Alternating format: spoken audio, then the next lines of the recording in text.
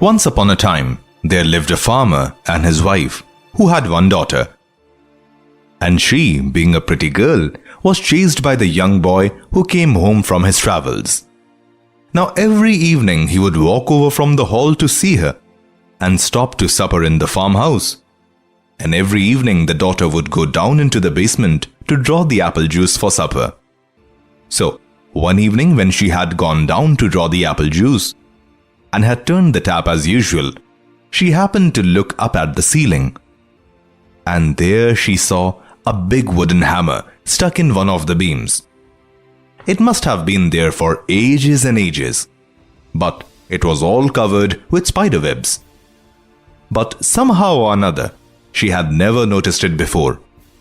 And at once she began thinking how dangerous it was to have the hammer just there. For, thought she, supposing him and me were married, and supposing we were to have a son, and supposing he were to grow up to be a man, and supposing he were to come down to draw apple juice like as I am doing, and supposing the hammer were to fall on his head and kill him, how dreadful it would be. With that she put down the candle she was carrying, seated herself on a large wooden container, and began to cry. And she cried and cried and cried. Now, upstairs they began to wonder why she was so long drawing the apple juice. So after a while her mother went down to the basement to see what had come to her, and found her seated on the wooden container, crying ever so hard, and the apple juice running all over the floor. "What is the matter?" cried her mother.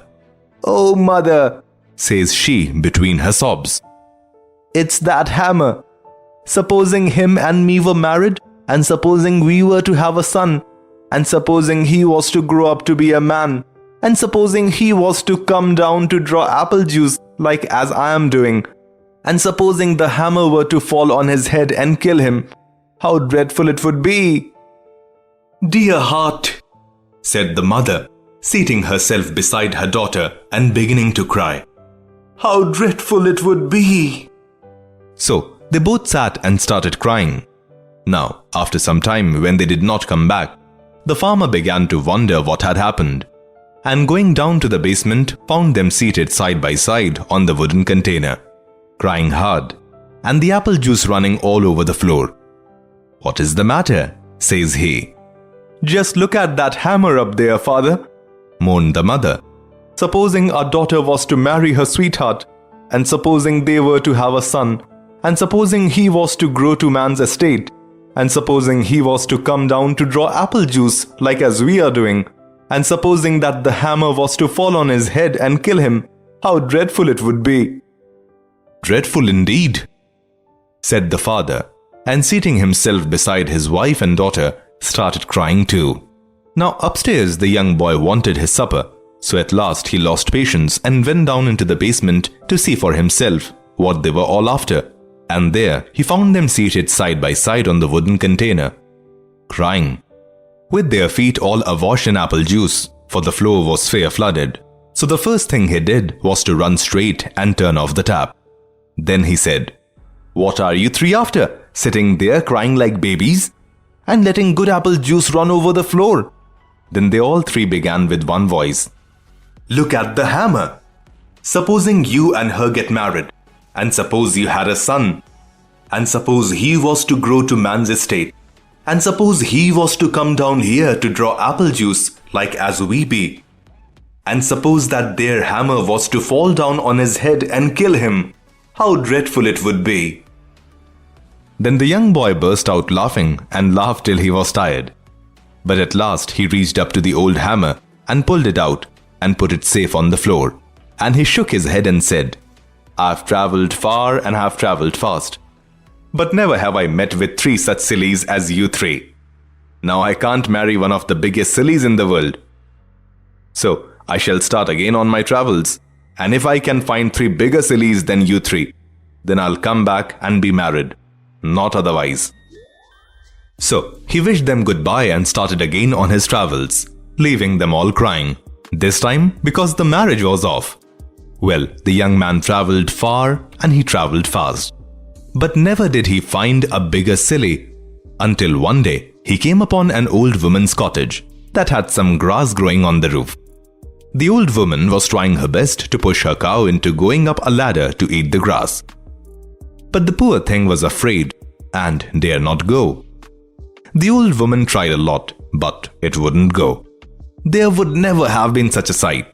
The cow getting more and more obstinate. The old woman getting hotter and hotter. At last the young boy said, "It would be easier if you went up the ladder, cut the grass and threw it down for the cow to eat." "A likely story that," says the old woman.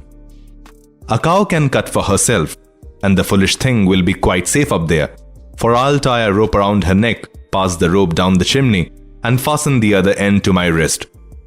So as when I am doing my bit of washing, she can't fall off the roof without my knowing it. So, mind your own business, young sir." Well, after a while the old woman managed to push the cow up the ladder. And when she got it on the roof, she tied a rope round its neck, passed the rope down the chimney, and fastened the other end to her wrist. Then she went about her bit of washing, and young boy went on his way. But he hadn't gone but a bit when he heard the awful noise. He galloped back and found that the cow had fallen off the roof and got strangled by the rope round its neck, while the weight of the cow had pulled the old woman by her wrist up the chimney, where she had got stuck halfway and been smothered by the soot. "That is one bigger silly," said the young boy as he journeyed on. "So, 2 more now." He did not find any, however, till late one night he arrived at a little lodge. And the lodge was so full that he had to share a room with another traveler. Now his room fellow proved quite a pleasant fellow, and they slept well in their bed. But next morning when they were dressing, the stranger carefully hangs his pants on the knobs of the tall door. "What are you doing?" asks young boy. "I'm putting on my pants," says the stranger, and with that he goes to the other end of the room, takes a little run, and tried to jump into the pants. But he didn't succeed, so he took another run and another try, and another and another and another, until he got quite irritated.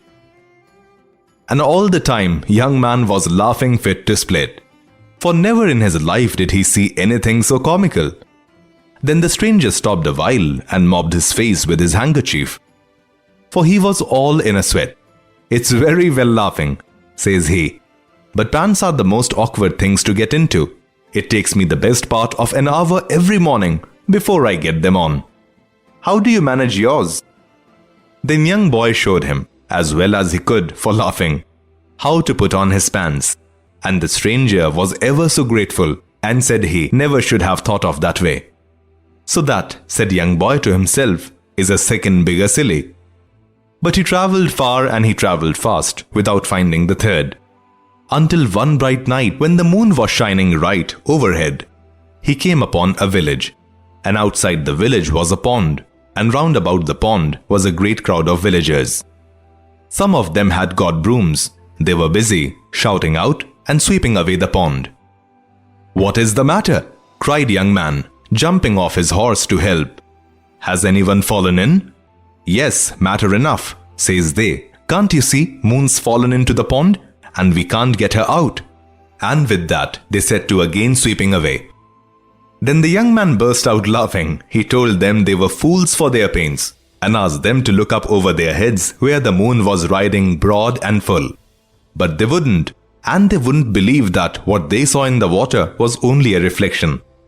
And when he insisted, they began to abuse him and threatened to duck him in the pond.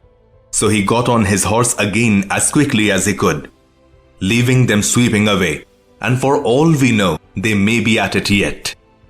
But the young boy said to himself, "There are many more sillies in this world than I thought for, so I'll just go back and marry the farmer's daughter. She is no sillier than the rest."